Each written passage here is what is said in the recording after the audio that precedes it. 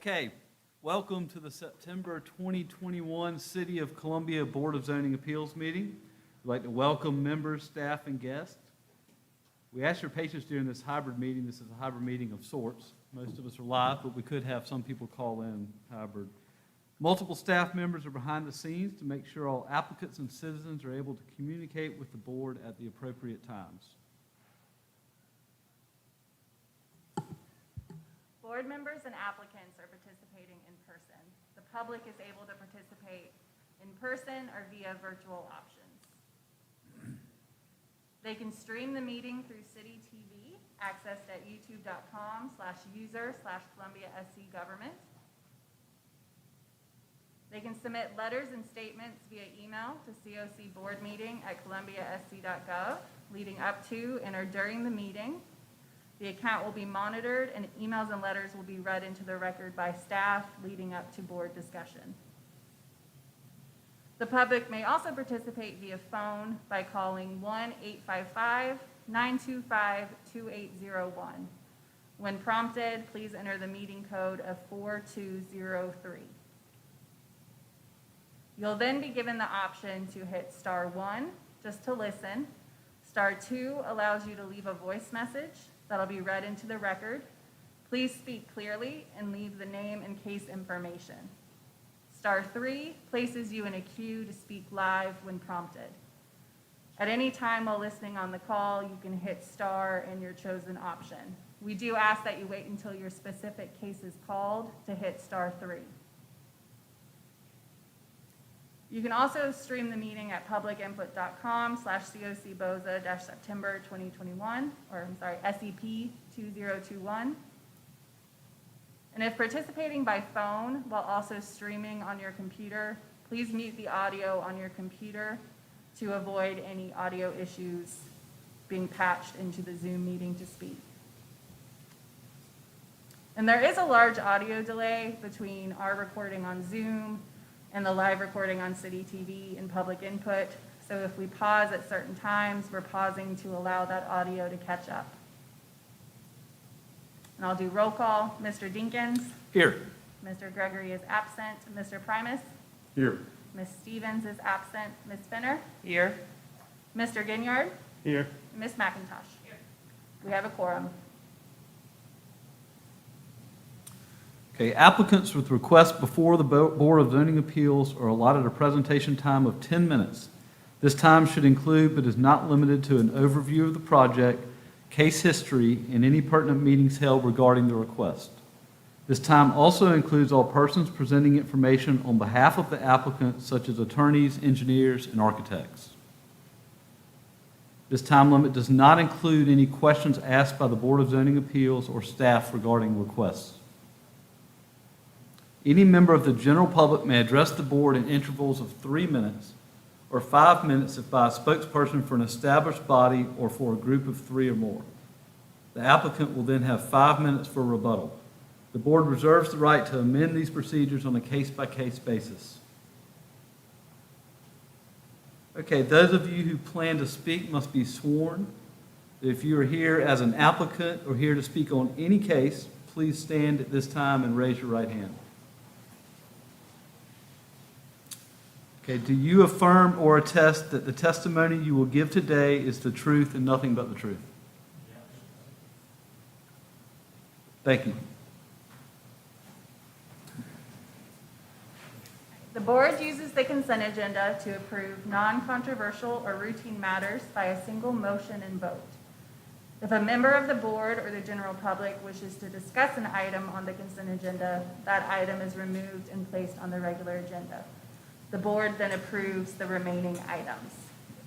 I do have to say before we get started, case number 3, which is 2021-0084 for 1511 Gregg Street. We are aware that we have callers on the line based on voice messages, so we are going to go ahead and put that at the beginning of the regular agenda. Okay, thanks. The remaining items on the consent agenda, we have the approval of the August 5th, 2021 minutes. Case 2021-0080, a special exception at 209 South Beltline Boulevard to permit a body piercing studio.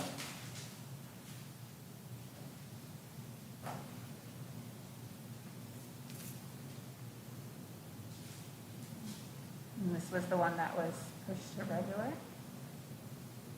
And then we have case 2021-0085. This is a variance at 2508 Two Notch Road. This is a variance to the minimum buffer yard planting requirement.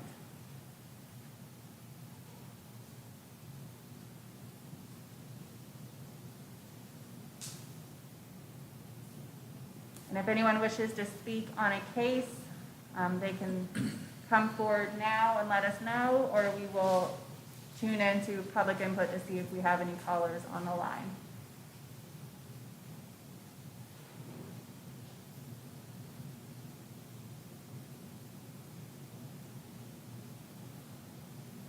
And it doesn't look like any emails have come through. We had one caller. All right, we'll go ahead and play that through. She's gone?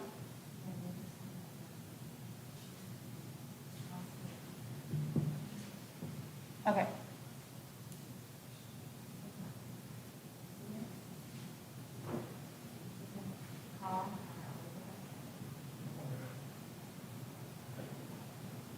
Is she still showing up on yours? Okay.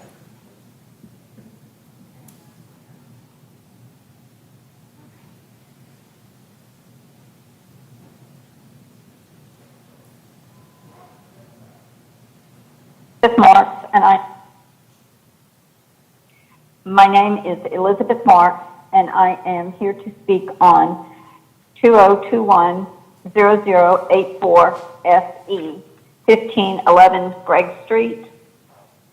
As I was saying, I am Elizabeth Marks, and I'm here representing the Robert Mills Historic District, which includes affected areas of Washington, Hampton, and Greg Street. Additionally, in the early 1980s, my company occupied the top floor at 1511 Greg Street, so I can speak to this variance really from firsthand experience. Can she hear us? Our issue is that the applicant... How can we stop? Can she hear us? Can you hear us, Ms. Marks? Hello? Hey, Ms. Marks, I can hear. we have moved this Yes. case to the regular agenda, so it is no longer on the consent agenda. So if you would just hang on and call back when the case is called, and we will hear your testimony. Yeah, you can stay on the line, Ms. Marks, but we'll patch you through once Yep. we're going through that case on the regular. Sorry. You're good. Sorry. You know, the phone queue told me to start talking, so my apologies. No Oh, problem. it's no problem. And did I understand that the case has been moved up to number one instead of down to 3? Correct. All right, I don't believe we have any other callers on the line for the consent agenda.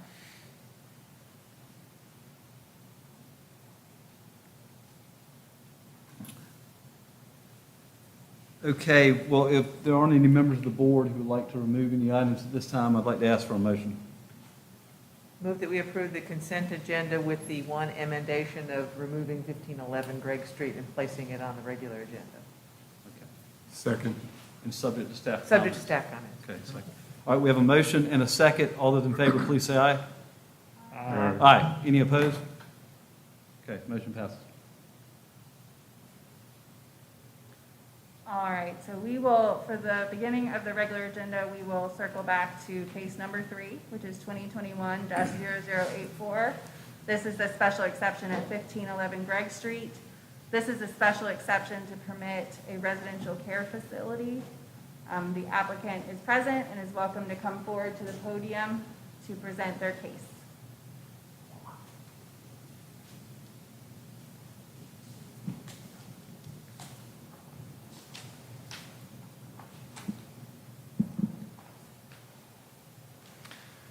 Members of the board, thank you for taking the time to hear our case. Like I said, we're here to talk about 1511. Please state your name for the record. Sorry, my name's Michael Wenzinger. I'm with Goodwood Mills and Kaywood. I represent Mercy, we're the applicant. They'll ultimately be the owner of the property. So we're here to talk about 1511 Greg Street. Ultimately, what Mercy is looking to do is create a youth supportive housing program here. The closest qualification in the zoning ordinance would be a residential care facility, and which requires special exception in C1 or ultimately MU2, which is what this will become, next month. And so what we did is, we just kind of went through and looked at how it measure it against a different criteria. We find that it's appropriate use in the district. You know, if you look at C1, we have done this once before too, or Mercy has with a similar program on 1813 Washington Street. And the reason that we, in talking with the city, chose C1 is that C1 mirrors or Mercy's program mirrors the intent of C1 pretty closely, where it's kind of quasi-residential, institutional, or office type space. And so the program's sort of a mix of those types of things. They do have office space there. It's effectively a housing program for children or youth that are at risk of potentially becoming homeless. Mercy offers services to them that, you know, allows them to either get into a job or get into, you know, education institution and kind of move them forward so that they don't fall victim to homelessness. And so it's a really great program. It's something that's been running really effectively a couple blocks away for the last couple of years. And this is intended to serve women aged 17 to 24. The previous home was specifically for men. And so I think it'll just continue on the good work that Mercy's been doing in the community. And so specifically to address the criteria, looking at number one, the vehicular traffic and pedestrian safety, it really doesn't have any impact on that. There's an existing sort of curb cut that no one uses that comes off of Gregg Street, and that'll remain inactive. The property does own about 8 to 9 parking spaces adjacent to the building, and that's what they'll maintain for parking for the facility, which more than adequately covers the parking need and requirements. And then they'll use existing curb cuts and not make any changes from a vehicular or pedestrian standpoint. And then criteria 2 with the substantial adverse impact on adjoining properties in terms of environmental factors such as noise, lights, glare, vibration, fumes, odors, etc.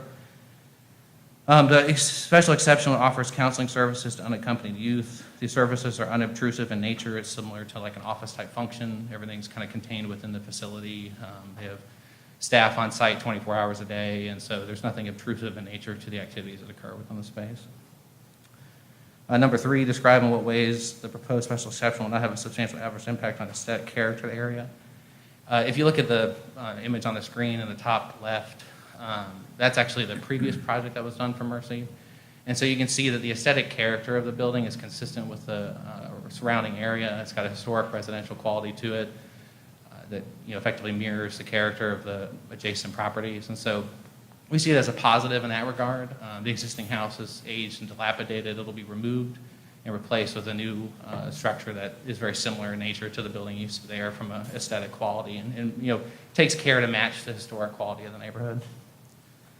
Item number 4, explain how the proposed special exception will not have an adverse impact on public safety or create nuisance conditions detrimental to public interest or conditions likely to result in increased law enforcement response. You know, Mercy has a really good record, you know, when it comes to any kind of law enforcement issues. You know, the properties are all well maintained, well managed. Like I said, they'll have staff there 24 hours a day. And we see it as a benefit too. You know, if you walk that part of the town, you know, a lot of those properties are vacant. You know, they're law offices or different, you know, social service type offices that are closed during the evening hours. And so by having Mercy there, you know, when we were going to go take these photos, we were walking up and taking pictures, and someone came out and said, "Hey, what are you doing?" You know, because they monitor the area. And so I think, you know, effectively having eyes on the street, you know, 24 hours a day, I think is a positive to the neighborhood, you know, rather than a negative.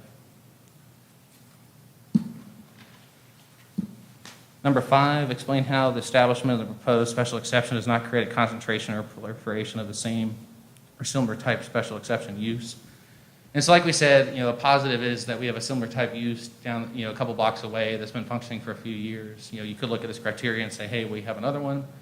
You know, I think, you know, from breaking the criteria down, the first piece is saying that there's a proliferation of the use. You know, we would argue that 2 is not, you know, hardly a proliferation of this type of use in that neighborhood.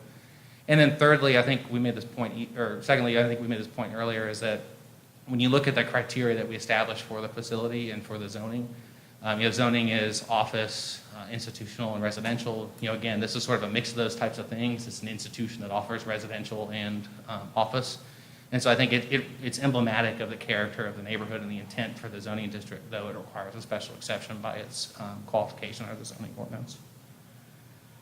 6, explain how the proposed special exception is consistent with the character and intent of the underlying district. You know, you just said that a couple times, but like we said, it's a hybrid between residential, institutional, and office.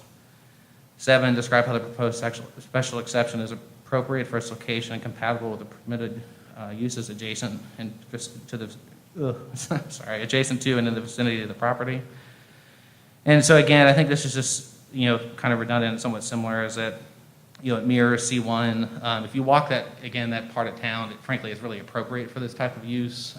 You look at the Fatherhood Coalition or other type neighbors, there's a nice mix and composition of, a few houses that still remain, there's some law offices, there's some social service type stuff, and there's a funeral home across the street. And so it's really, I think, a fitting area for this type of use, and I think would, further help this neighborhood, through the redevelopment of that site with a nice new structure. And then explain in what ways a proposed special exception will not adversely affect the public interest. And again, we think just by improving the aesthetic character of the neighborhood, adding an active owner that's going to be on site 24 hours a day and having eyes on the street, we see this as a positive impact to the community. And then obviously from a macro standpoint too, the purpose that Mercy serves with these programs as far as helping, something that's really a chronic issue in Columbia with homelessness, and trying to address it before it becomes a problem, rather than after it already is. I think it's frankly a noble effort, within our community, and something that at a macro scale really better serves the public interest. So I think that's all we really have. If you guys have any questions, we're happy to answer them. Your representatives are here from Mercy as well, and they can speak specifically to operational questions or, rules of the house, if you will. Well, thank you for running through the criteria. I think that's very helpful, spells it out for us. But I guess we would like to hear from the Mercy representatives themselves, because we do have a few specific questions regarding operations, so thank you.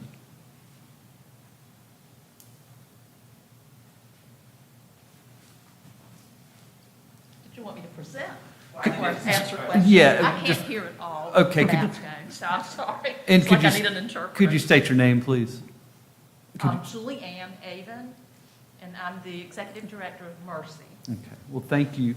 Certainly looks like a good organization. How many young women or women do you anticipate having, at full occupancy, or what's the? When the property is full, what we're anticipating is the same size facility, so it would be 10 bedrooms. The maximum number of young ladies that we would be helping at one time is 10. Just to give you a history on the one that we operate on Washington for young men, it opened in October of 18, and since that time, we've assisted 36 young men. Out of those, we now have 9 left in the home, and out of the ones that have exited, 96% have moved into safe, stable housing on their own.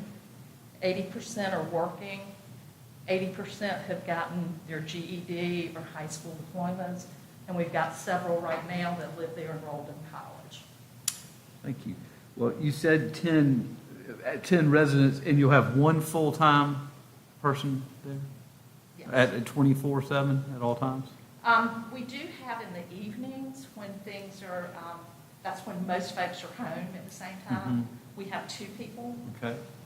from like 5 o'clock until 10 o'clock. And that way, one person can stay in the house, and if folks need to be taken somewhere, that the other person can. Okay. All right, well, thank you. Well, I don't have any questions. Yeah, I have a bunch of questions.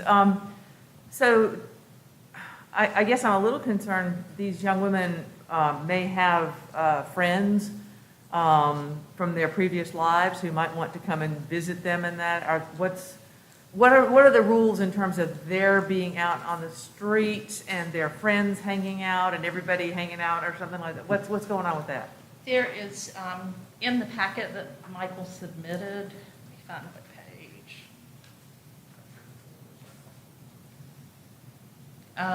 Well, it doesn't show the page. Anyway, we have for visitors, it's only permitted 2 visitors at a time, only with staff approval, only during the visiting hours. They have to be at least 18 years of age, or it has to be accompanied with an adult. Nobody can come in and go into the resident floor. They can visit in the common area. They can't go in somebody's bedroom or anything like that, but all the rules are included in the packet. Okay. I mean, I'm sorry, I didn't study them in depth because I thought this was going to be on the consent agenda. So if you could, I think I'm very concerned that, I mean, I do work, I'm on a foster care review board, and some of these young ladies may have been trafficked. Their traffickers may come looking for them. I'm just concerned about that impact on the surrounding community. It's a little different from, another kind of treatment facility perhaps. I think what you're doing is certainly a worthy thing. It's just not sure what the impact is on the neighborhood. Right, well, when folks are referred to this program, they're screened heavily by, in fact, I have my youth services director with me now. Okay. He's a licensed clinician, licensed for counseling and substance abuse. He does a screening. If there are any red flags, we don't admit everybody. Okay. So, we've not had any issues with the guys' home. There's way more in the sorority houses that are closer to my office than there are. Yeah, I live very near the sorority population, and that's not a very strong statement in terms of, I wish we did not have them in our neighborhood. They are not the best neighbors by a long shot. So that's the concern, I think, is that, I can imagine, and I don't know this at all, Killingsworth is in my neighborhood, University Hill, and we have not had a problem at all with Killingsworth. They just don't cause a problem. Nobody complains or anything like that. That's a halfway or three-quarter or one-quarter way house of some sort run by the Methodist Church. But I can imagine a scenario where the young ladies are milling around, or are they, smoking on the street and, things like that. I just, what is your plan as far as that sort of thing goes? So I think just to address that is that, we had similar concerns with the last facility, and I think it's a reasonable question to just understand the true nature and character of the space. But it's really not what the program is. People aren't just like milling around the parking lot or smoking on the porch. That's not something they're permitted to do. Okay. And so, if you look at if you drive by the current property at any given time, it's frankly, you wouldn't know it wasn't like a lawyer's office. There's a couple cars in the parking lot. It's just quiet. Like I said, when we came up, the faculty that was there came out and said, "Hey, what are you doing?" Because we were taking photos, and they thought we were trouble. And so I think it's just really not the nature or character of the program or building, frankly. Okay. And so something we try to do too is make sure we put it in the right place. Is that residential care effectively requires a special exception, wherever you put it. And so, in talking with staff and with the city, we were guided to C1, with the last go around too, feeling that was the most appropriate zoning district for this use. And so, I think frankly it does fit in really well with the surrounding neighborhood. And like I said before, if you see it, it really is just like quiet. I think we use the term positive and passive neighbor. It's really what it is we wouldn't know what it was unless you looked it up. So. And so, I'm sorry, I apologize for not being able to hear everything that you were asking. We require that folks have to be productive at least 40 hours a week in school, work, or volunteerism. So there aren't people just hanging out front. It's very much, it's very structured. The couple of people that have not stayed for the full program to move on to permanent housing were people that couldn't follow that structure. And, we don't keep them. Okay. And then I'm also concerned in terms of the character of the neighborhood. The character of the neighborhood is historic buildings. And you're talking about demolishing a historic building that could instead be renovated. And I realize this is not within the purview in terms of Design Development Review Commission, it's a whole other thing. But in terms of the character of the neighborhood, your demolition of an existing house and placing something that's a fake old house there will change the character. You can tell a fake house from a genuine old house. The house that's there right now has been an office for years, and for the last 3 or 4 years, it's been vacant. It's frankly an eyesore in the area. Anything that we would do to it, I think, would be an improvement there. Mike Kelly owns the property. He has to send people and clean off debris. This isn't, just from a staff, this isn't in a design preservation district, so it could be demoed outright, and it Sure. wouldn't have any kind of design or historic review. But the character of the neighborhood is old houses. So that's where I'm coming from. Sure. I mean, I think at some level, you know, we certainly respect that thought. You know, I think, you know, there's a sort of subjective interpretation of what that is and should be, but I think a lot of it is just frankly due to the lack of development in the area, you know, over the last 30 years. You know, if you look at what's there, nothing's new.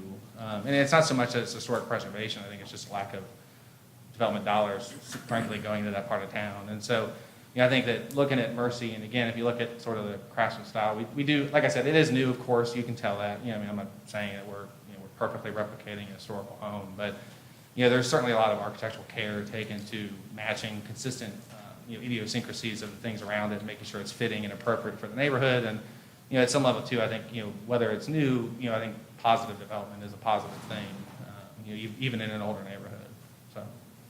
Is it possible to have, you've got a parking lot and an existing house, you could renovate the existing house, build a house next to it to build the extra bedrooms? I mean, it's just.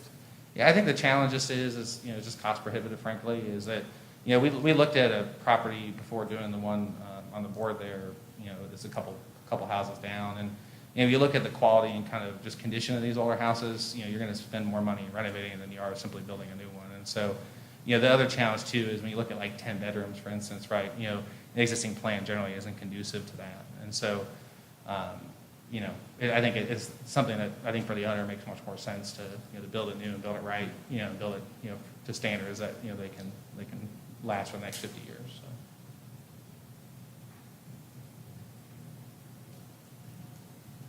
Okay, well, any other members of the board have any questions for the applicants? It's certainly been a thorough presentation. Thank you very much, going into great detail. So wouldn't imagine we would have too many questions. All right, well, thank you very much. Okay, well, does anyone from the public wish to speak on this matter? I know we may have a caller, but anyone in the audience? I'd like to speak on it, but I'd perhaps like to call and go first. That's fine. Go ahead. So, and we don't have any emails that have come in, but I think we have 2 callers on the line. Can you patch her through without her raising it?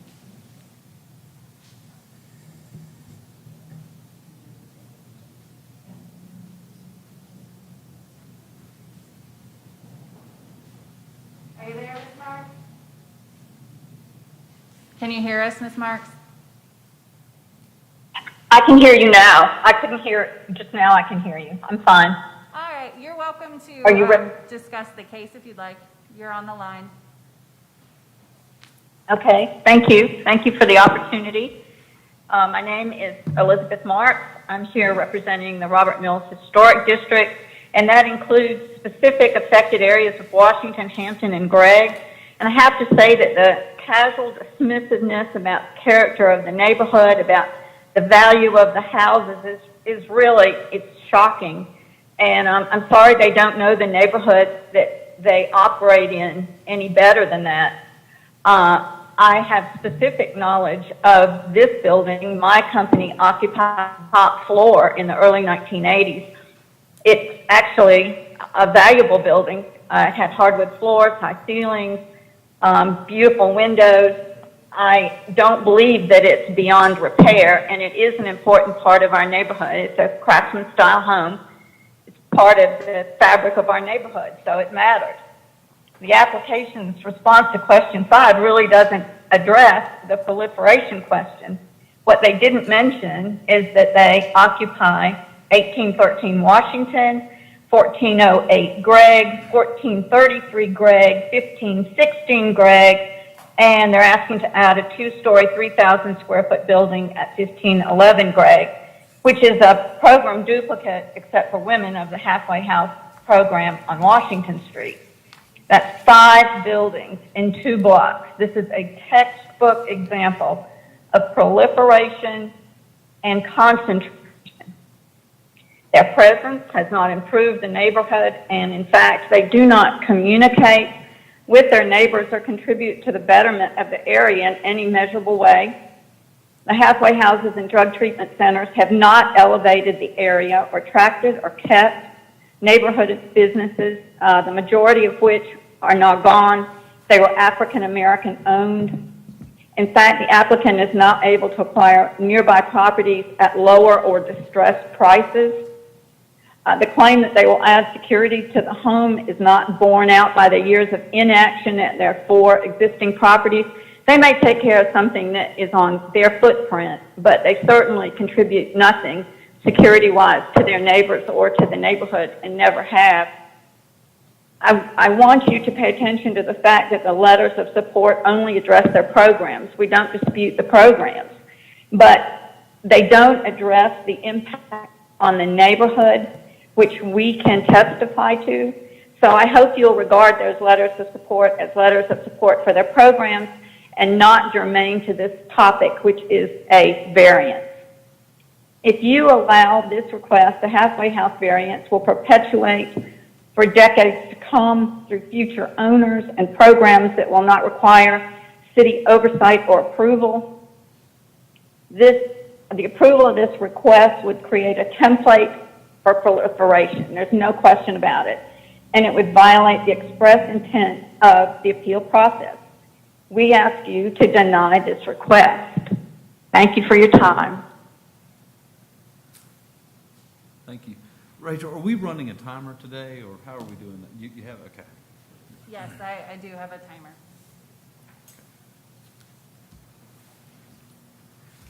All right, so we have another caller?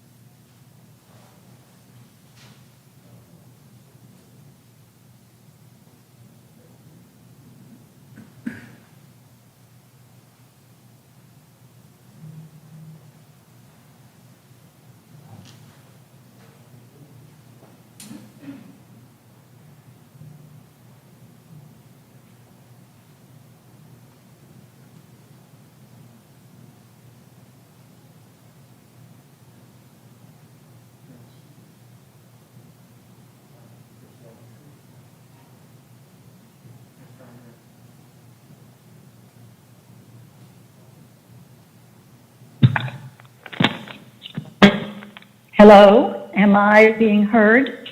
Yes. My name is Wanda Gale Breedlove. I am representing myself and my neighbors as an owner of a residence at 1414 Gregg Street, where I have lived for 42 years. Also, I was able to get my house listed on the Columbia landmark status as a historic structure. So I have many of the interests that you're discussing and concerned about. I will address specifically the applicant's response to question 8 because they do not adequately address the adverse effect on the public interest. Since 2018, when the zoning board approved the facility on Washington Street against the overwhelming support of the neighborhood association, and many others, my property value has fallen $50,000. I live next door to Mercy's offices. When they had one facility, which was on Gregg Street and across from my property.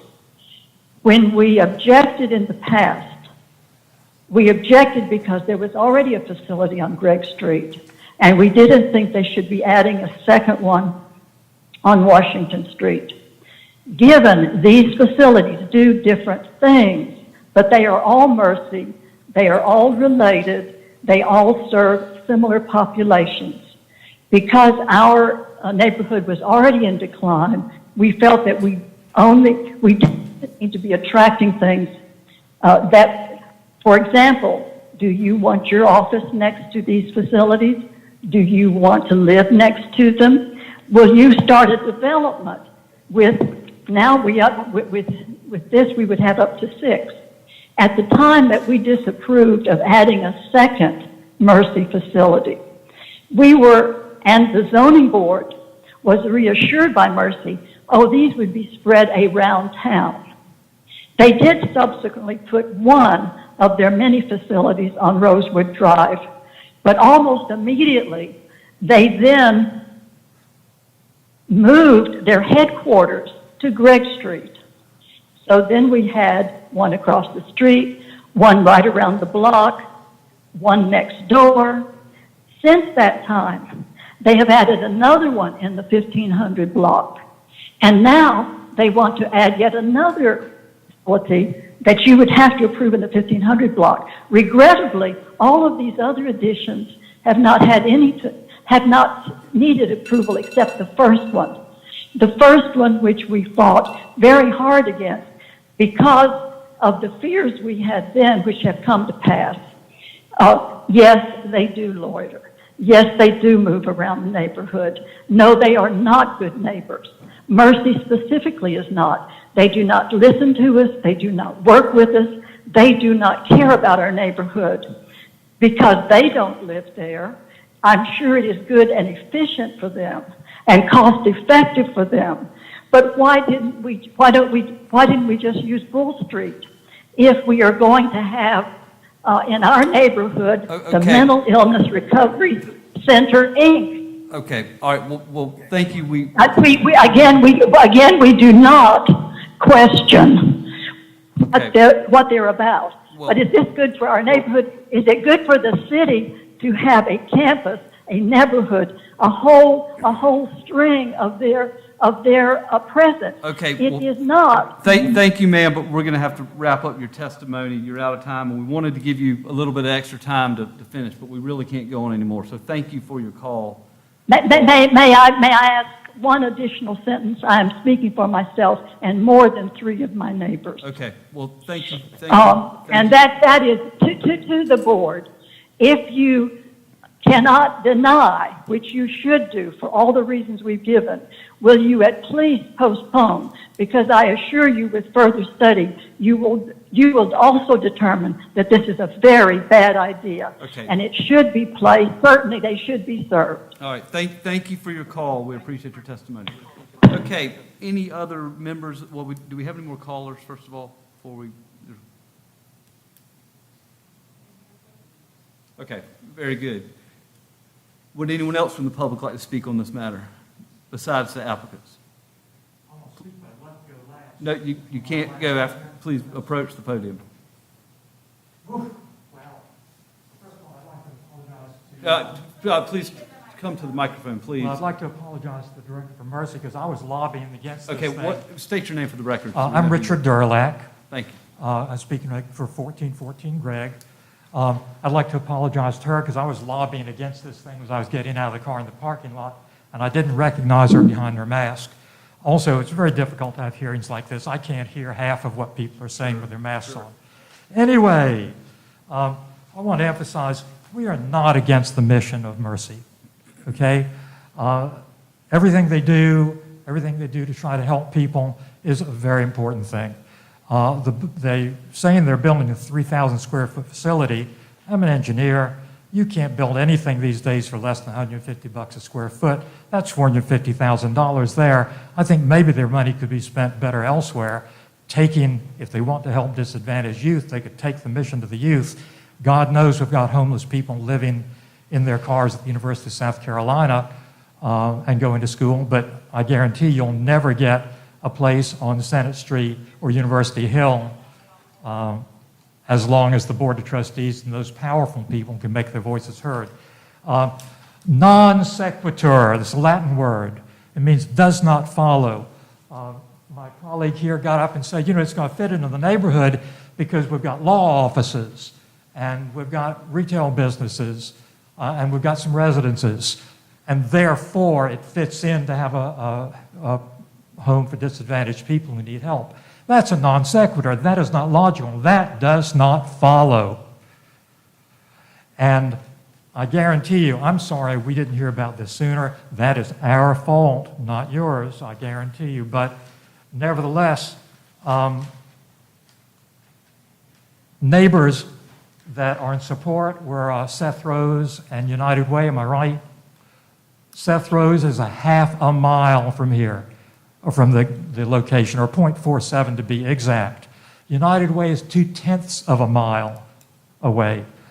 Stark's Law Firm, Dr. Dorothy Park and Associates, McWhirter Bellinger and Associates, Paulette Edwards LLC Law Office, McCain Orthopedic Center, Logic South, Vista Vision Center, Beltone Hearing Aids, Levy Funeral Home, Southern Finance, Serenity Nails, and Wedge, which is a company who works on Apple computers, all are closer and have an interest in this. We are not against the mission, but zoning clearly has a responsibility, if you read the ordinances, to speak out against proliferation. And given the list of addresses that Dr. Breedlove noted and that Elizabeth Marks noted, this is clearly proliferation. All you have to do is look it up in the dictionary and realize that it is part of your responsibility. I'll close with this comment. I drove by the building today and looked at it. Beautiful blue historic building. I'm an engineer. It does not cost more to renovate a building like that than to build new. I am tired of hearing that from architects and developers who want to tear down property. That's always their excuse. It'll cost us more to renovate it. That is simply not true. And I think the question of whether that is an eyesore or not, Excuse me. it's in the eye of the beholder. I guarantee you, Mike Kelly and Mr. Suggs take good care of their property. It is well maintained. Thank you. We're And going I to think wrap this up, but nice testimony. I'm closing. And I think they would take issue with the fact that anyone thinks their property is an eyesore. There are far too responsible members of this community to maintain an eyesore. Okay, thank you. I appreciate your voting against this. Okay. Okay, any other members of the public wish to speak on this matter? Not the applicants. Okay, applicants, please approach. Okay, we're going to give you a few minutes for rebuttal, certainly. I know you have a lot you'd like to say. Before we start your time, I think you have 5 minutes, and we'll certainly be lenient with you. But I want to ask, and this will not count against your time, let's talk just briefly about this, your adjacent properties, and heard a lot of complaint about that. So again, not counting as part of your rebuttal, but please tell the board about the adjacent, what are they talking about? Well, just one quick point I would make, is the mic working on it? One quick point I would make is just that what the criteria is talking about is proliferation of this use. So by the zoning ordinance, the use is a residential care facility. So if Mercy has an office that they administratively run their business out of that's nearby, that is not a residential care facility, and it does not require a special exception. So it's moot as far as this argument is concerned. And so we just want to be clear on the fact of what the criteria is actually asking. And it's asking for this specific use requiring special exception. Is there proliferation, and is it detrimental to the area? And so, again, there's two counts. One would say the proliferation comment, it's a residential care facility of which there are two, which are the ones that we listed. And then is it detrimental to the neighborhood? And again, we would say no. And so, All right, before we get into all that, so let's be real clear. In the block or in the 2 blocks, tell me about your other facilities. I understand you have offices, but how many properties do you own, first of all? How many? Okay. Since 2004, Mercy has owned 1433 Gregg. Okay. That has the clinic and drop-in center. We also, at that time, acquired the 1813, which was a vacant, overgrown parking lot. Okay, so 4 on blocks away or Washington so. Street. So we sat on it for 13 years, 14 years, and then developed it into the home. We bought 1408 in 2016, not before we developed the youth home. We bought my office, I actually moved the week before Thanksgiving of 2016 into that one. The property at 1516, we're leasing that on a short-term lease. We were approached and asked to apply for some of the COVID emergency assistance funds. And that entire block that the Arnold Company had was pretty much vacant. And they were the first people that were able to accommodate. We have a very short-term lease. We're running a healthcare clinic out of there. All right, well- We're providing COVID shots, COVID testing. Okay, so that's 5, so you have 5, so how many are there, just sort of the short version? How many properties do you own in the couple of blocks? We own 1813 Uh-huh. Washington. We own 1433 Gregg and 1408 Gregg. No, no.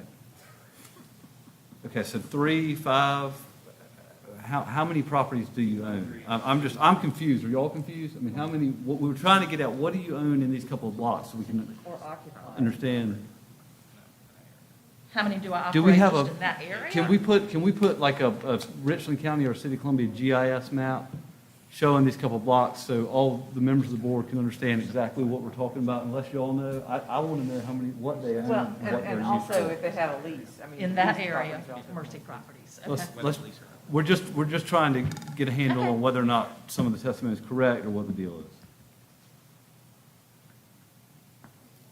You want me to answer? Okay. Yeah, we're trying to get the, Okay. like I said, the county GIS so we can see the owners. 1408 Gregg Street is an older home that had been turned into an office building, and we bought that in 2016. That's my admin office. Okay, Across the street from us is 1433 Gregg Street. That is our youth drop-in center, and it has a behavioral health clinic on site. That's been there since 2005. The 1813 Washington is a youth home for males.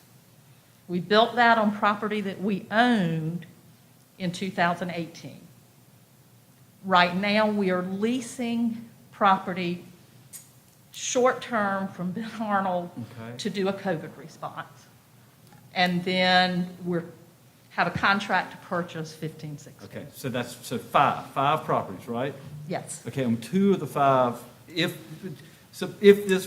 this special exception was granted, 2 of the 5 would be these homes to help individuals, correct? Correct. One is an office, another one, right? So that's an office. Another one is something where you're trying to help with COVID, that's an office or a research or something, that's 4. What is the 5th one? No, it's not an office research, it's a clinic where they're giving shots and things, right? Okay, It's an office building. I have my housing staff there that help Okay. connect folks with housing assistance. As y'all know, the moratorium on rents has gone away. okay, so, I have a doctor on site. I have nurses sure. on site. So, but 2 offices, 2 homes, what's the 5th one? It's actually, it's 3 offices. Okay, so 3 offices, and this would be the second side of this. Okay, thank you. Thanks for helping clear it up. Just trying to I'm sorry. get a good understanding. Okay, so I think we're all clear with what they have in the area. We can make our discussion, in board discussion, we can talk about whether or not we think it's a proliferation. Now's not the time, but is everyone clear what they have? All right. No, you may not. Okay, so it is your turn for rebuttal. You heard a lot of stuff. I think we've talked a lot about proliferation. You now have 5 minutes to talk about whatever you want, and then we're going to wrap it up. Okay. I'm not going to need 5 minutes. I just want to say a Okay. couple of things, Good and enough. I'll give it Sure. to Michael because he's the expert on design Yeah, and but this go ahead. part. Anything you want. I just want to say it's not a halfway house. We've never run halfway houses. I would like to point out that in that immediate area, Mercy has invested over $2 million in property. And so I think we are good neighbors. I think we have cameras that people come and ask us to help them pull from at all of our properties. You know, the COVID response, you know, it made sense to do it downtown where we could assist folks that are trying to get into housing and need extra help to survive during this pandemic. And we're going by what we consulted with city staff, this, you know, the commercial zoning is what we needed, so we're doing what we're supposed to. Thank you. Thank you for your testimony.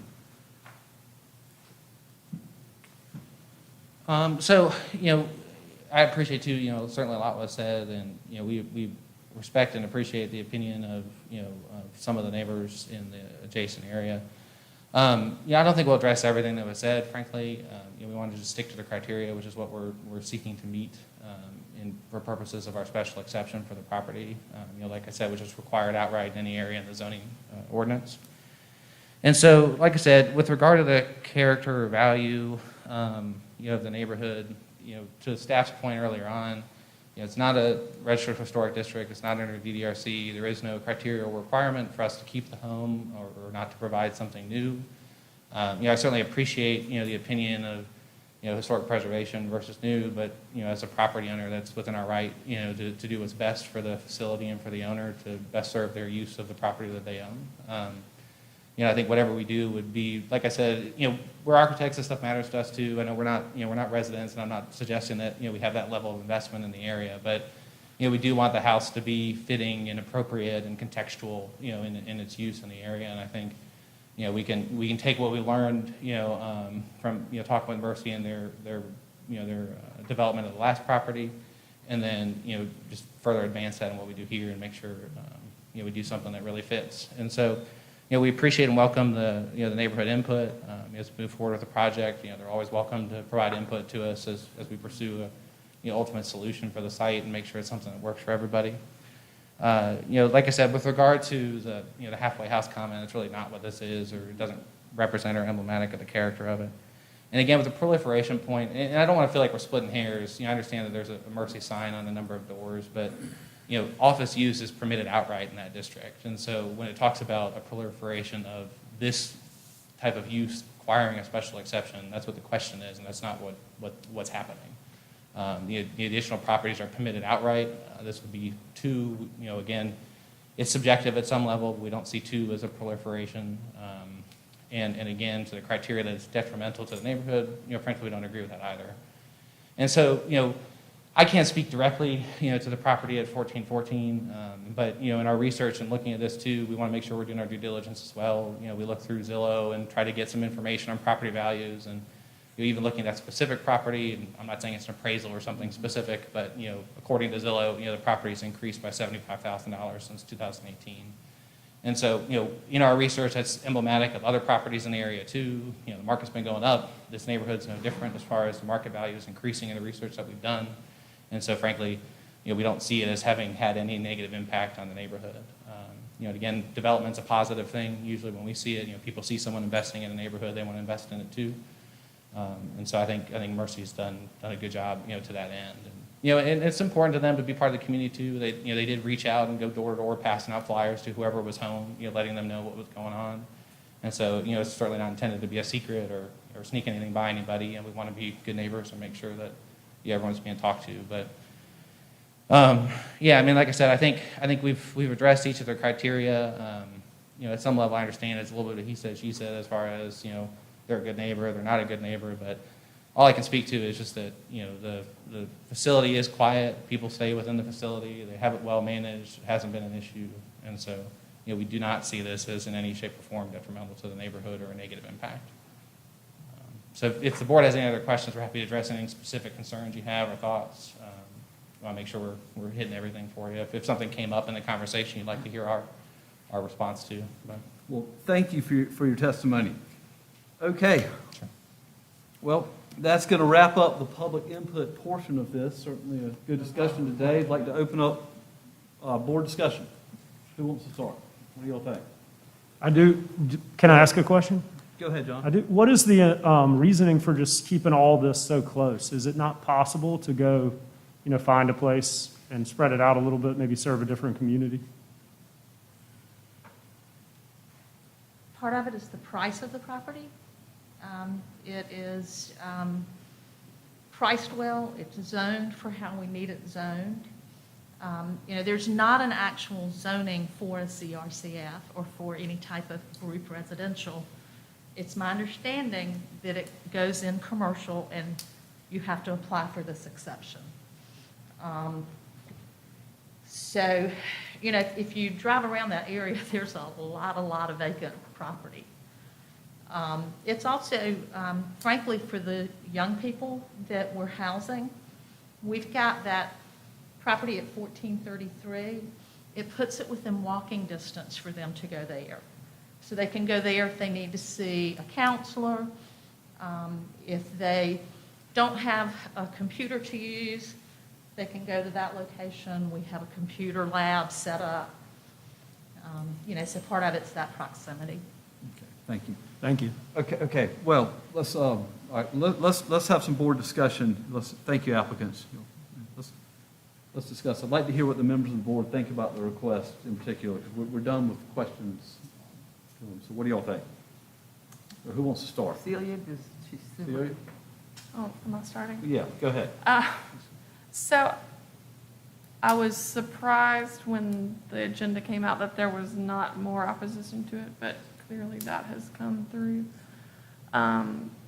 Just on the question of being a little close, I'm intimately familiar with the property on Washington Street.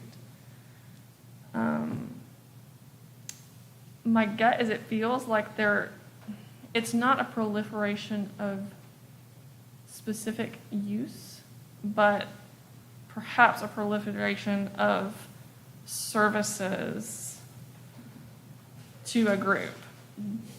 But I understand there is synergy there, especially when you're serving males and females, that they have equal opportunity to the services that Mercy is providing. So Okay. there is not a clear Well, a lot of these areas are opinion subjective. stated there. Just kind of These most of them are subjective. All right, who else? Go ahead.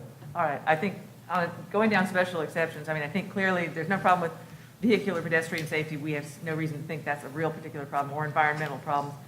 Aesthetics, I think it will have an adverse impact on the aesthetics, because the aesthetics of the neighborhood are historic houses, and it's putting in non-historic, it's tearing down a potentially contributing property that could potentially have Bailey Bill benefits and all the other good things that those of us who live in historic districts understand, although I do not live in a contributing property.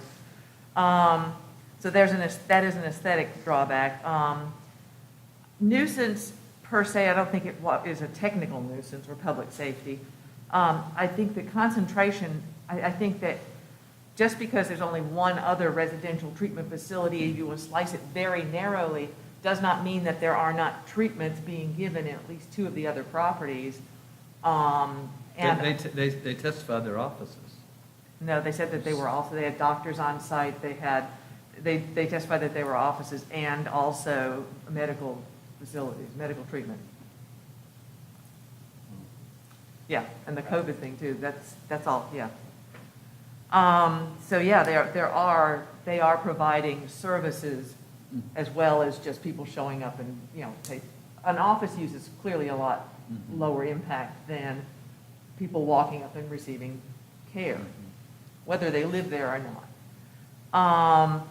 In terms of the character of the district, I think the concern, those two sort of operate oppositely, because you have a problem of if there's too much of it in an area, then that's a concentration of proliferation.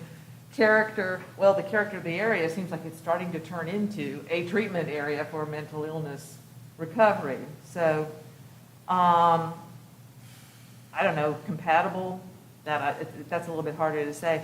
I think in terms of the public interest, the fact that so many of the neighbors have come out, and Ms. Marks particularly is intimate, she eats, sleeps, and breathes the neighborhood, against it, really is very compelling to me. I think Mercy is very wonderful. I think that in terms of affordability, there are certainly plenty of properties in this neighborhood that would be affordable, so. Well, and again, all of these areas are subjective, and it's not easy. That's why we're debating it. But I think one could argue that regarding 8 public interests, that the very nature of their business is an asset to public interest. That is certainly an argument, just on the other side. So I understand the subjectivity, but.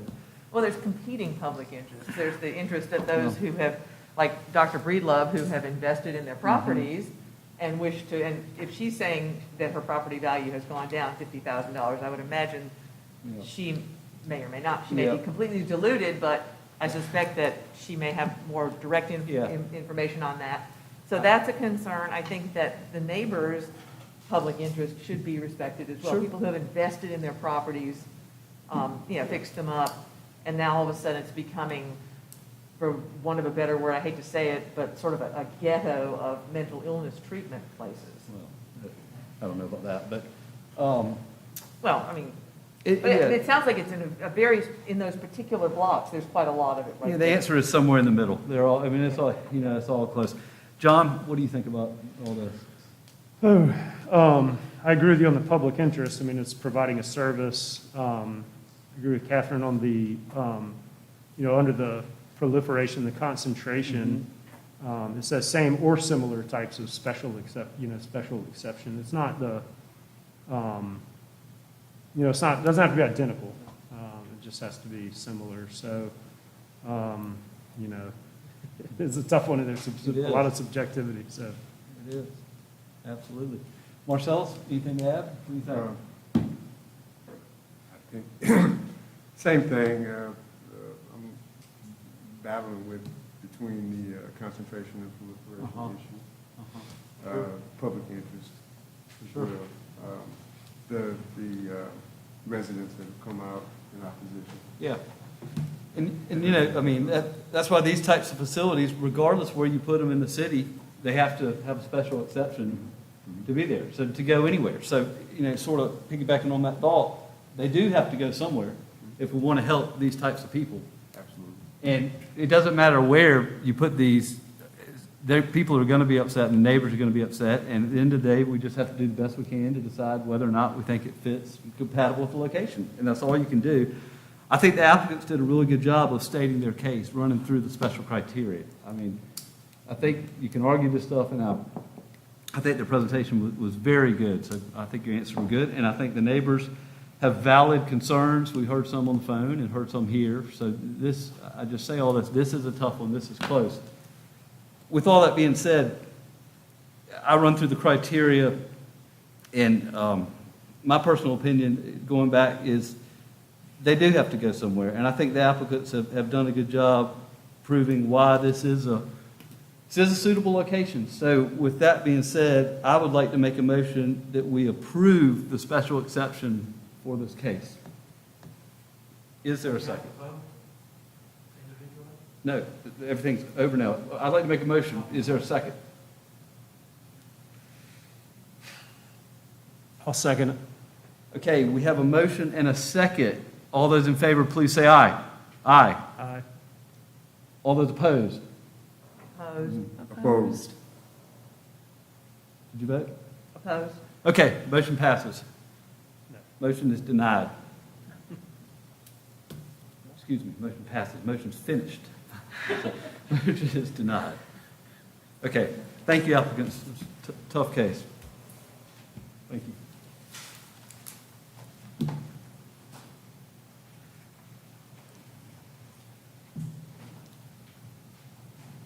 And I do apologize, I forgot to announce this earlier, in case anyone was remaining from the consent agenda, you are free to go. They all left. I'm sure. It's okay to stay on, I just enjoy public. Oh, yeah.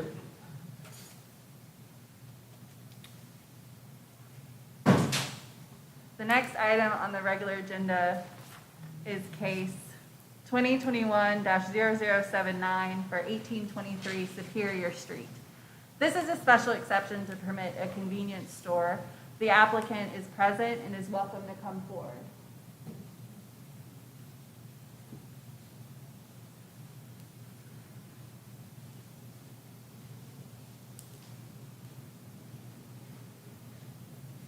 Good afternoon. Good afternoon.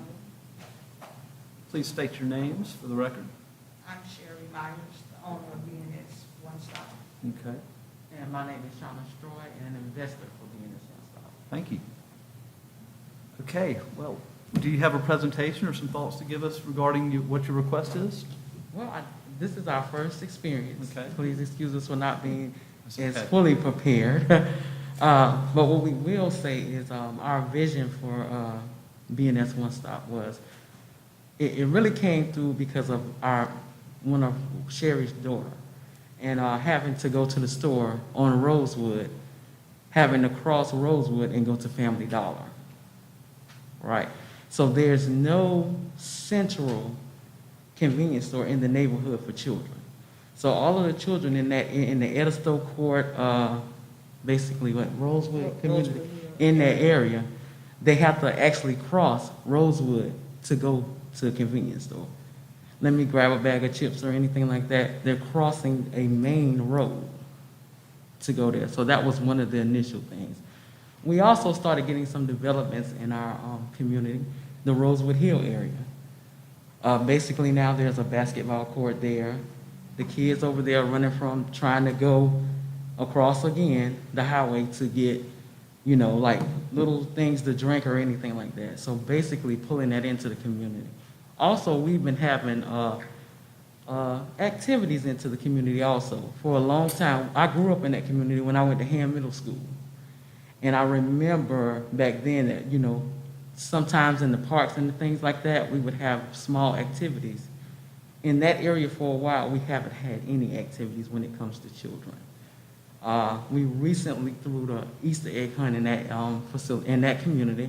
We also did the back to school bags, where we sent the children in that area back to school with book bags. So just bridging into the community and doing something that's basically inside the community. Okay. Well, is that it? Yeah. Do you have any questions, concerns? I'm You sure wanna we- say something? I'm sure we do. Well, with the store, we do have cameras all around the store, you know, for their protection. We do affiliate with City of Columbia Police Department. We have lights all around the facility. We just want to pull the Rosewood area with the kids back together, you know, back and doing something positive. Myself, I do live in the Rosewood area, so I'm only like 8 minutes away from the store and the park. And, you know, like she said, Shauna said that they have to cross the main highway. Just if they want water or something from the store, they have to go to Family Dollar. When it's, you know, that store that I have now that I'm trying to open and be in as one stop, it was a plant shop, you know, and then the plant shop closed, and then I decided to open it up, try and open it up as a convenience store for the kids. And I do serve, we'll be serving hot dogs with homemade chili for them if they come through and want a snack or something. So it's just basically snacks and drinks and candy and cookies. And also, we do surface, we're not gonna forget that the adults do live in the community also. Right. You know, in that community, we do have public transportation, but public transportation is on the main road. It's not inside the neighborhood. We also have some people that do not have transportation, that have to walk to Family Dollar or the Dollar Tree or the Publix or anything like that before they can pick up any goods or anything, bringing them back down in a buggy and stuff like that. So I feel like the convenience store and the idea just came up because it would be a convenience to the community. Okay. All right, thank you.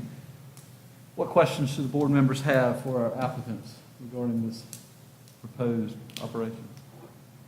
Will you be having fresh produce, fresh food, like fruits and stuff like that too? Yes. Yes.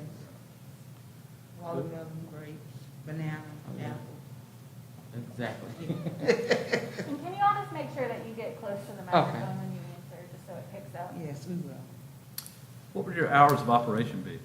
It will be 10 a.m. until 9 p.m. Okay, is that 7 days a week? Or? No, that's 6 days. 6 days a Sunday's week? closed. Okay. Yes. You anticipate having one employee in your store? It will be 2. For Two. now, it will be me and her for now. Okay. And then eventually, you know, with business pick up, Mm-hmm. maybe hire, you know, one of the kids in the neighborhood, drink, you know, as we go along. Okay.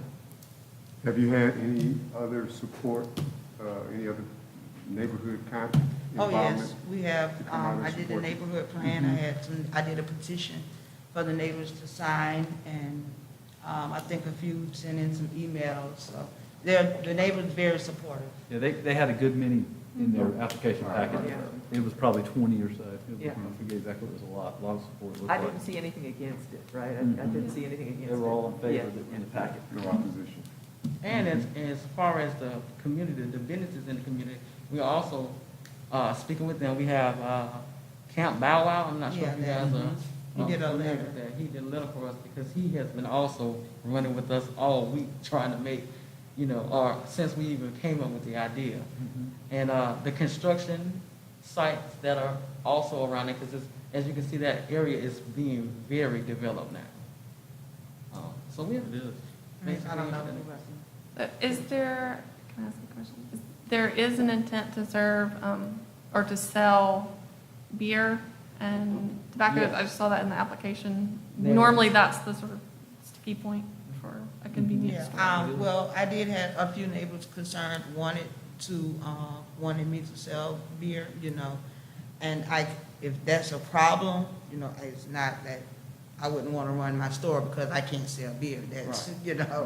That's, but I put in, as I did this, with the beer license, but, I have to go here first before I can decide on if or is I'm gonna do it. So it's not a bigly that I have to have it.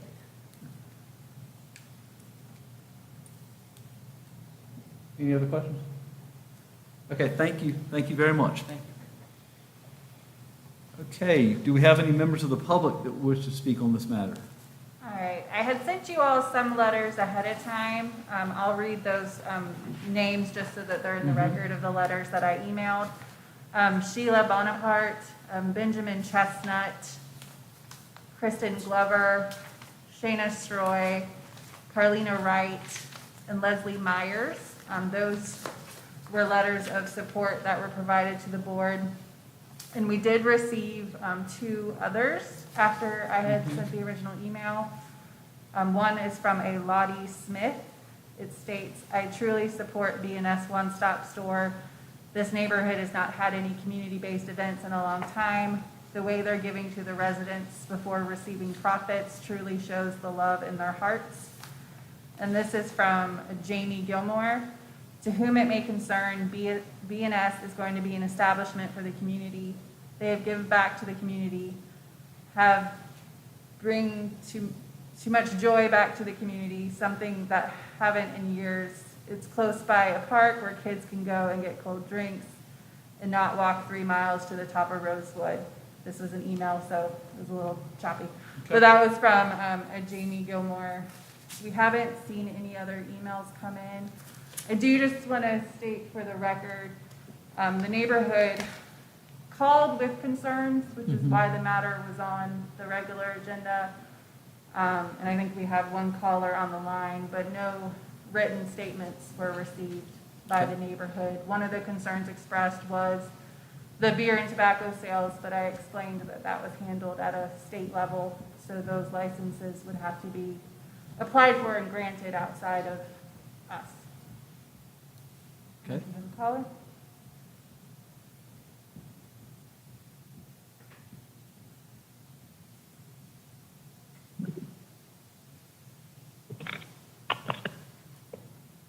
Hello? Hey, good evening. Go ahead. Hello. Hi, this is Michelle Huggins with the South Kilburn Neighborhood Association. I realize that we are on the other side of Rosewood, but we have been involved with the events that have been going on in the Edisto Court area. You have housing that is being put up right now. It is affordable housing. It is the dream of hope. And those houses are being put in underneath the guise that that store is not there. If this store wants to be there, they need to be able to meet all the criteria for what is going on in that neighborhood. I don't know if it's been met with the fire department, if they've met all the credentials with that. Do they have the ADA accessible bathrooms? Are they going to be able to meet all the requirements? That is a huge factor in this. I realize that many think that there's not places that they can go to, but on Rosewood, there is places, and you do not have to cross the street, just like you have the gas station and Pelican Snowballs that are right at the edge of the Edisto Court community. Yes, you do have the Family Dollar, you have the dollar store, all of that is right there. Yes, you may have to, but people have been doing that for many years. In regards to this store, I realize it potentially can help this community, but it needs to be done when all the things, instead of coming in on a back alley and it's being announced a week or so ahead of time, not everybody is in consensus for the neighborhood to be able to have this. I wish that there would be, I wish the developer would be able to, for this project that's going in for the Dream of Hope, many dollars have already been devoted to this. And I would hate for that developer or the builder, excuse me, to come in and find out that this has been put in after the fact. And it's not in consensus with what they're trying to do for this neighborhood. Yes, do I like a good hot dog U or a shorty Skippy straight? That yes, I do. But it needs to be done right. Thank you. Thank you. I have one question for the caller. She's gone. She's gone. She's gone. Are you still there, Ms. Huggins? She's gone. Did she say she? I'm sorry? Oh, you're still there. My question, Yes, ma'am. are you representing the South Kilbourne Neighborhood Association, or you just happen to live there? That is correct. No, ma'am. I represent the South Kilburn Neighborhood Association. And where is South Kilbourne? South Kilburn is, if you are on Rosewood, you are on, you turn on South Ott, you follow South Ott all the way down to Plowden. You're going to include, on the right side of the road, you'll include Olive Rose Drive area. But then you come back out to South Ott and you make a left onto Plowden, take Plowden all the way over to Beltline all the way back up to Rosewood, and then bring Rosewood all the way back up to Rosewood Elementary. That is all of South Kilburn. So you are on the same side of Rosewood as Edisto Court, then? Yes, but we're Okay, at I the thought I other heard you say end you were on of the other side. Rosewood. I'm sorry, I thought I heard you say. you No, were on the ma'am, other we're side. on the other end. Okay, No, ma'am, we're on the other end of Rosewood, in regards to the 90-unit complex that went before you earlier, this year, which was denied, because it did not end with what was going on. You have the USC, project that will be coming in by 2032 on Commerce, potentially. And there's a lot going on for this neighborhood. I honestly would appreciate if you would delay this until your next meeting so that the builder and the developer can also have the opportunity to be able to review everything, because many dollars have been spent on the Dream of Hope project. thank you. Okay, Thank you. I hope y'all have a good evening. Okay. Do we have any other callers?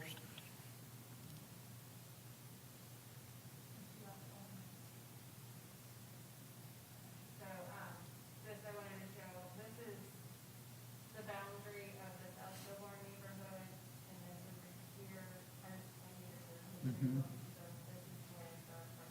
Thank you, Rachel, it's very helpful. And Rachel, how long was this posted? At least, thank you, sorry.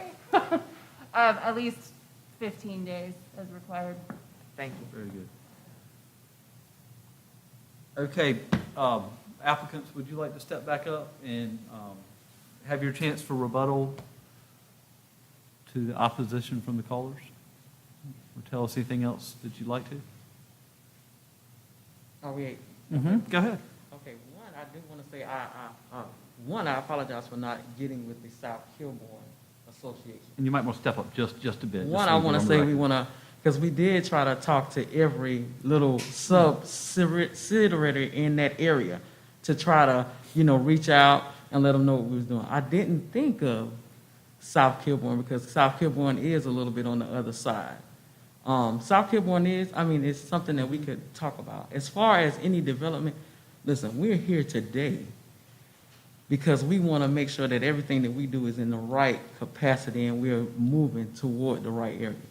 We don't want to do anything that's going to deter the neighborhood or anything like that. That's not our purpose. As a matter of fact, we want to bring a little liveliness to it in that area. So, if there is anything that I would be, that I didn't think of was maybe the South Kilbourne. Because I personally would have reached out, because we tried to do it with everybody.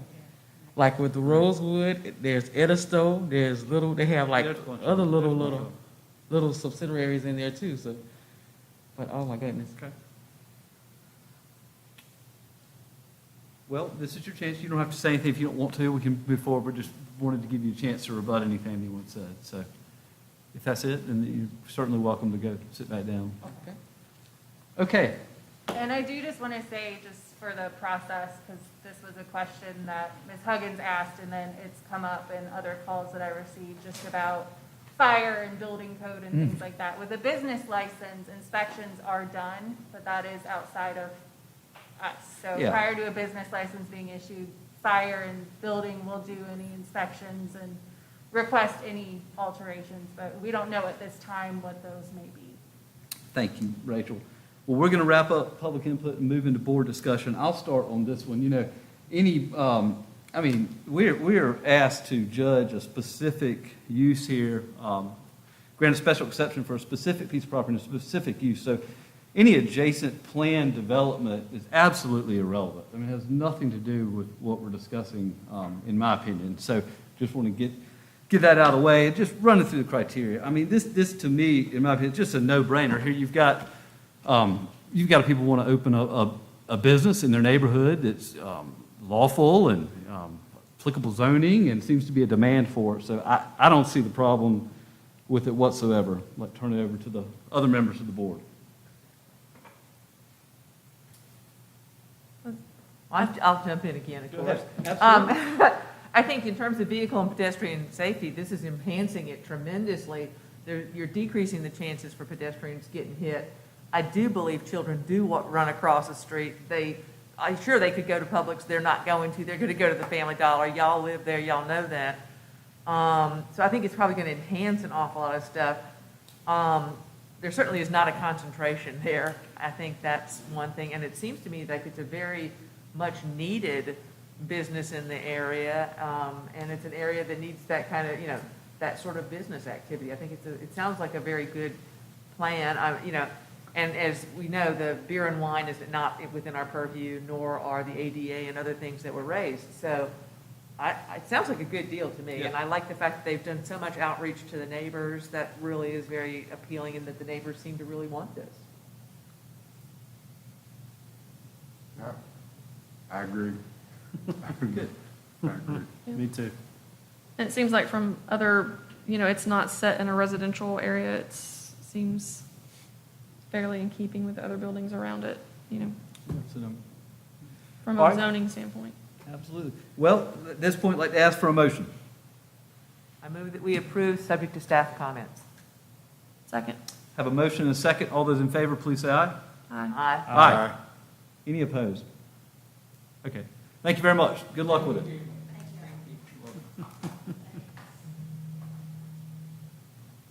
All right, the final cases are all for the same address, so if the board is all right with just hearing them all at the same time, but just keep in mind there's going to need to be several motions. They are for 446 Clemson Road. So you have a special exception to permit a convenience store and gasoline station, a special exception to permit a drive-through for a restaurant use within the convenience store, and then a special exception to permit a drive-through car wash. So the applicant, if present, is welcome to come on forward and present the cases. Thank you. Good afternoon. My name is Patrick Livingston. I'm with Civil Engineering of Columbia, representing our client, Crossroads Convenience LLC. As Ms. Bailey said, we are seeking to permit a convenience store with several uses. One would be a restaurant, car wash. As far as the conditions, we feel like we meet the conditions, but I'll draw your attention to a couple of them in particular. As you'll see in your packet, we have architectural elevations. I think we have some pictures of an existing facility that's been constructed out in Chapin. This is the look that he seeks with his architecture of his buildings. You won't meet a finer owner who cares more about the appearance of his buildings. We've gone through the process of filling out the good neighbor plan. He's agreed to all those terms. And the big one that's been discussed with other projects is proliferation, which I would say that this is kind of not a proliferation. You've got some gas stations that are clustered up near I-20, but they're about a mile away from this location. And the nearest one from this one on Clemson Road would be down at Hardscrabble after that. If you have any questions for me, I'll be glad to entertain those. This is a big site, relatively speaking, a couple acres. Mhm. It's fairly large for a gas station, you realize what we're talking about here. This is a pretty big development. Have you had any discussions or any of the owner of the property discussions with, this is right beside Wood Creek Farms, is it not? Is that where it is? It's on, yes, sir, it's close. It's at the other end of Earth. Any discussions with them or any? No, sir, we have not. I don't believe our owner has at this point either. But the site's been posted, obviously, so every opportunity to discuss if they want. Well, I mean, the application is thorough, and there are a lot of different motions here that we're going to have to run through. So what members of the board have questions for the applicant? I really don't have any. It's pretty straightforward. No, I don't have any. I mean, with drawings and site plans and everything, it's pretty straightforward. See, any questions? Okay. Review the site plan and All right, well, very good. You must have had a good presentation then. The applicant's very thorough because we don't have any questions. So at this point, I'd like to ask any members of the public wish to speak on this matter. So, and there's no emails. We hadn't received any calls either. We had put it on regular just because it was so many discussion points for the same parcel. And it doesn't look like we have any callers. Okay. All right, we'll close public input and move into board discussion. This is, this is sort of the type of place that needs a gas station and a convenience store and a car wash, and to me. yeah, when you look at it on Google Maps, it really, like from Yeah. a business investment standpoint, it kind of makes sense. Looks like a great But, location, doesn't it? Yeah, I think you mentioned the Blake, but it seems like there's still a buffer with the property being subdivided that kind of provides that. People who live there probably be thrilled. Great place for it. Okay, well, I guess we don't really have any board discussion on this matter, which is very good. So how do you want us to do all these motions? Rachel, we're taking, would it be 2 motions for the first item and then 2 more, 4 total? Is that correct? It is going to be 4 total. Okay. Yes, so convenience store, the gas station, and Okay, and then then the last 2. drive-through for restaurant, drive-through for car wash. Okay, well, let's start with the convenience store portion. I'd like to get a motion regarding a special exception for the convenience store on this property. Motion? So move subject to staff comments. Okay, second? Second. Motion is second. All those in favor, please say aye. Aye. Any opposed? Okay, very good. All right, let's get a motion regarding the gasoline station portion of this project. Make a motion, a special exception be accepted for the gas station. Okay. Subject to all staff comments. Second. All right, motion is second. All those in favor, please say aye. Aye. Aye. Any opposed? All right, very good. I'd like to ask for a motion of special exception to permit a drive-through facility for a restaurant use. Motion to approve pending staff comments? Okay. Second. Motion is second. All those in favor, please say aye. Aye. Aye. Any opposed? Okay, lastly, I'd like to ask for a motion for a special exception to permit a drive-through facility for the car wash. Catherine? I move that we approve, I've already done something. I already move that we approve the special exception for the car wash drive-through facility. Second. Subject to staff comments. Okay, motion is second. All those in favor, please say aye. Aye. Aye. Any opposed? Okay, very good. Good project. Good luck with it. All right. And I just had 2 things under other business. Let me get there really fast. Okay. 2 reminders of just remember your continuing ed. So we're coming into the 4th quarter of the year. Just keep an eye out for communication from Sky Robinson Barnes. She's the one that's monitoring, and just make sure you keep up with those. If the new year comes and you haven't gotten those hours and you're not exempt, we can't let you sit on the board until those are done. So just keep that in mind. And then our new code is finally effective. It happened. So that was on August 30th. So all of these applications came in before that effective date. So that's why everything was under the now old code. Next month is probably going to be half and half. So we did have some people squeeze in applications before that August 30th date. So you'll have a few holdover cases, and then we'll have some under the new ordinance. So I'll be sending you all some information and helpful materials leading up to next month, so that the criteria changed only slightly. I'll send you that new criteria.